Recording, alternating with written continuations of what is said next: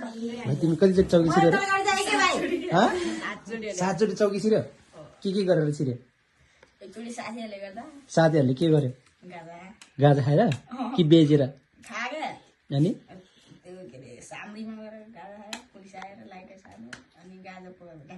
अनि अर्को वाला सेकेन्ड वाला चाहिँ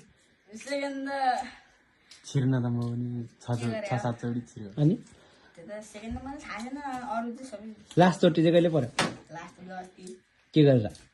अस्ति त्यो कसको घरमा ढुङ्गा हान्ने गएर अनि दाइ चाहिँ आथे अनि दाइले हानेर अनुहारबाट रगत निस्केथ्यो अनि आमाले के हाल्दै ए चोरेर त पऱ्यो कि परेन एकचोटि भनेर लुट्ने के त्यो गोदाम हुन्छ त गोदाममा चुरोट एक पेटी लिएर आएको त्यो बेला चाहिँ मलाई डर हानेको थियो। कसले?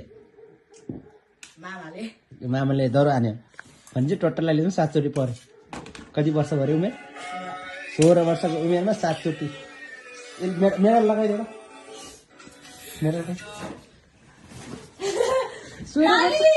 कङ्ग्रेचुलेसन भाइ, कङ्ग्रेचुलेसन।